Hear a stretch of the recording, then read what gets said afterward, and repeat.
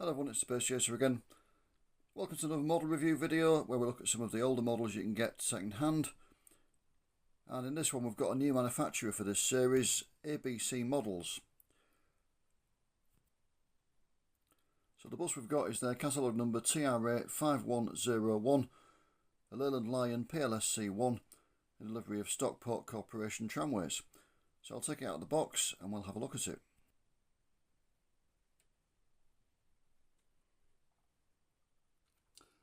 So there we go. So ABC were Asian Best Collection, which I'm aware sounds like a dodgy video you might borrow from your mate Dave down the pub, but they were in fact a manufacturer of die-cast models. They were set up in Hong Kong in around 1999 by the late Donald Craggs and a business partner who seems to have remained unnamed. Certainly I've never seen him named in any sources. They traded for about 2 years from 1999 to 2001 when the partnership broke up, and Donald Craggs later went on to form the much better known Britbus company. As the company name suggests, they did mainly models for the Hong Kong market. They did the Leyland Victory and Dennis Jubilant front-engined double-deckers. They did various versions of the Daimler and Leyland Fleet line in both long and short wheelbase. They did the 3-axle MCW Metro bus and various others. But they also dabbled in the UK market. For the UK they did 10 versions of the Volvo Elsa double-decker, and I've got a Volvo Elsa to review as well. When I've done that review I'll put the link to it in the description to this one, but I have got one of those models to review. They also did one version of the Daimler Fleet line in 5 Scottish livery, and they did this Leyland Lion in Stockport Corporation Tramways livery, and that's the one we've got to review today.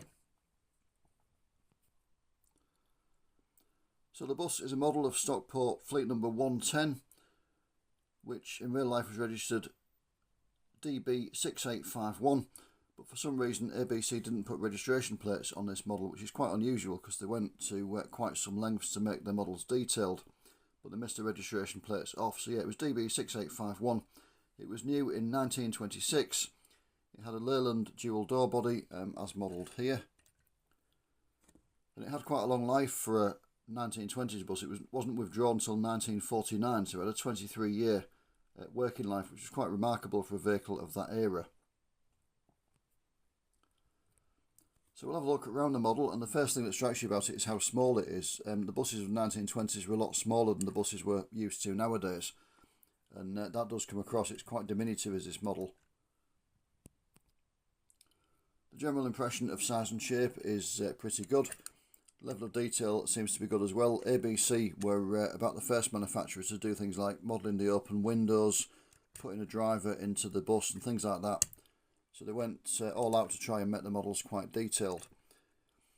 So we'll start off as always at the front, and the shape of the front is pretty good. The destination box on the rail vehicle looked like an afterthought basically. It was just plonked on the top, and that's captured really well on this model. It's modelled on the route to St Peter's Square. Until 1930 Stockport didn't use route numbers, so this hasn't got a route number modelled. The route did become Route 4A in 1930, and it ran from St Peter's Square to Hazel Grove, but the bus is modelled in as new condition with no route number displayed. If we go down, the windscreen wiper is a separate fitting. The windscreen is modelled in the open position, as you can probably just about see. Doesn't fit particularly well. It's a little bit cockeyed, as you can see there. It's not quite straight in the frame, but it's not too bad. It looks alright from normal viewing distance. Got the winding handles there under the canopy for the destination blind as well. It's got a second one for the route number blind. I don't know if they actually had those when they were new, or if they were retrofitted with the second winder and the route number blind, but it's got the winder for that anyway, and the space for the route number just next to the destination there. Driving mirror modelled on the driver's side only. You know, I can remember cars in the 1980s coming out with just a driver's side mirror and the near side mirror being an optional extra, so that's correct, certainly for a vehicle of this era. Go down to the lower front panel, you've got the horn there, a proper hooter style one. Whether or not that's a real fitting, I don't know. The only photos I could find of this vehicle were taken from the near side, and you can't really see if that's there or not, but it looks pretty good. The Fleet number 110, in the photographs that I've seen of it, that's on the other side there. underneath the canopy, but on the model it's put there. The headlights look quite good. The grille looks reasonable, but looking at it, it's a little bit too small. It should be a little bit broader and a little bit deeper. And then they've kind of snookered themselves. These sort of air intakes underneath it are slightly too large, but where the bottom of them is the correct height from the base, from the road. So what they should have done is made the grille slightly bigger and these slightly smaller. But so they filled the space by, obviously they've made the smaller grille, but they've made these larger to fill the space up correctly. But again, it's one of those things you wouldn't know unless somebody told you, for example, in a review video. It looks pretty good looking at it, and it all looks in proportion.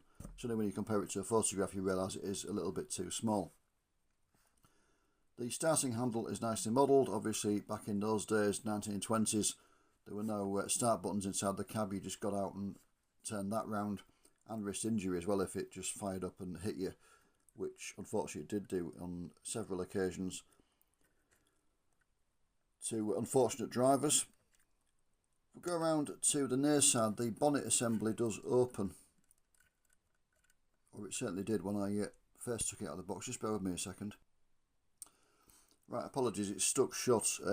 That was a feature on later Britbus models as well. They all had opening engine covers, but a lot of the time they would stick in the closed position, and this one has done. When I first took it out of the box, it opened quite easily, but I can't get it open now. And obviously I don't want to force it because I don't want to break the model. But there is a representation of an engine underneath there, which you'll have to take my word for. The canopy looks quite reasonable. It should actually be smooth. I don't know what this bit is here, sticking down. I think it's probably part of the construction of the model, but it should just be smooth round. It does mar the appearance very slightly, but not too much. The general appearance of it is pretty good. You can see the ventilation grills there on the side of the bonnet. The two-door layout that the bus was new with is nicely modelled. I think the idea was you went in through the back and got out through the front. The panelling of the doors, as you can see, is modelled as well. It's actually sort of cast or moulded into it. It's not just printed on. You can see the wood panelling detail there, which is very, very nice indeed. Some of the windows, again, are modelled in the open position. The lettering looks quite good. The high floor of the buses at this area is modelled nicely, and you've got these guardrails underneath the middle there to stop people from falling under the bus because of the very high floor. The wheels look alright. They're not brilliant, but they're not too far off the appearance of the real thing.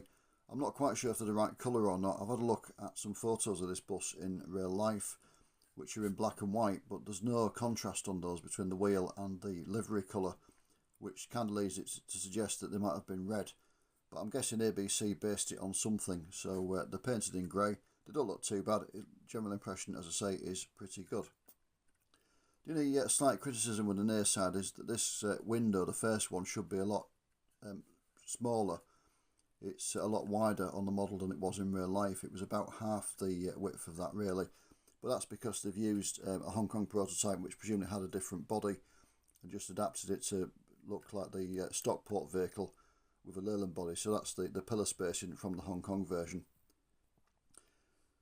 Again, it's one of those things you wouldn't know unless somebody told you in a review video, so the whole bus looks pretty good. Go around to the back. Again, it looks very nice. You've got the little marker lights that would have been on it. There might even have been candles in those days, I don't know. They've probably gone on to electric lights just about, but a very early use of them. The back window looks good. There's this little thing in the middle of it, which I think is supposed to be a representation of the registration plate. The practice in those days was to kind of stencil the registration onto the back window. So you'd have the black coloured surround, but then the lettering would be left clear, just clear glass, so that the interior light shone out through the stencil, if you like, and made the registration visible.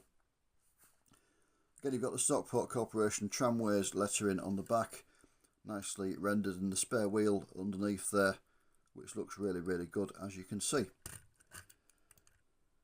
Round to the off side, and again pretty similar to the near side in a sense. Obviously there's no doors, but some of the windows modelled in the open position. The lettering's good.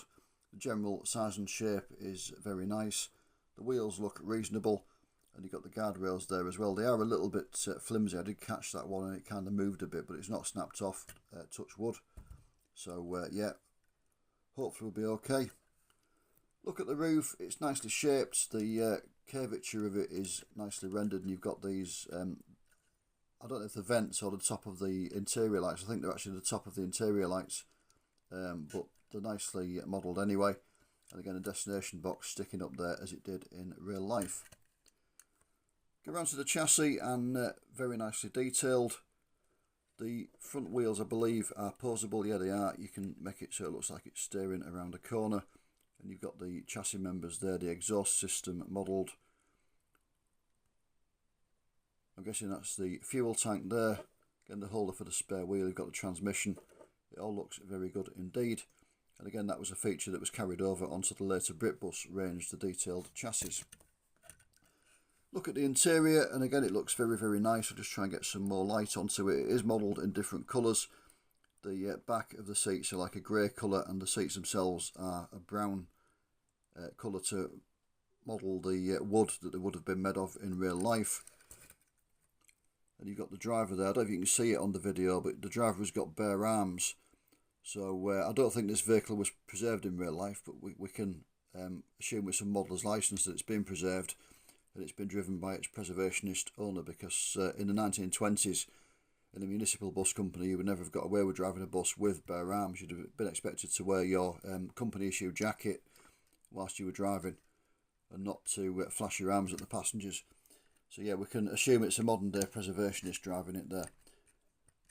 But yeah, all in all, it's a very nice model. It's a very unusual model. It's hard to find 1920s prototypes, so it's very nice to see one of this era being modelled. So if you want one, how much will it cost you? Well, this one was the cheapest one I could find. Again, no surprise to regular viewers of this channel. It cost me £28.49 on eBay plus £3.39 at postage and packing. So £31.88 with postage taken into account. And that is by far the cheapest one that I've managed to find. I think part of the reason for that, there was a mistake in the marketing of this model by ABC. They actually marketed it as a Stockport Corporation bus, not a Stockport one. Sorry, just try and get the camera to focus again. There we go. And the seller that I bought this from had actually just taken the description at face value and put it on eBay as a Stockport bus. So it wasn't selling, and I think he reduced the price. I got an offer on it. I've had a look on eBay for the purposes of this video. I'm doing the video in early October 2024. There's not many of them available, to be honest. The bus in the form you see here, there are only two available for sale. One was £59.99 including postage and packing, and the other one was £60 with £4.50 postage and packing. So you got a choice of basically £60 or £64.50, and they were the only two available. ABC also did a chassis of this model, that, in other words, the chassis only without the bodywork on. They're cheaper, obviously, because there's no bodywork, and they were selling, again, there were two of them available. One was £32.95 including postage, and one was £33 including postage. The other versions they did of this were, as I say, Hong Kong versions. They did the model on its own, which nobody had one for sale when I checked. But they did also the model on a little diorama, so it came on a little board with some hand carts around it and people around it in a street scene. And there were two of those available on eBay for £95.99 plus £5 postage and packing. But again, they were the China Motorbus Hong Kong version. So, you know, just over £100 for one of those on its diorama. The only other dealer I could find with any of these models for sale was again the Hong Kong diorama one. And it was TTC diecast with £79.50 plus the postage and packing on top, which I think for them is normally on £5. But yeah, certainly, as I say, for this Stockport model, you're looking around the £60 mark at the moment as I'm doing this, and the very, very few available. ABC produced 2,000 of them. It's not a particularly limited edition by any means. I've reviewed a lot of models that were produced in far fewer quantities.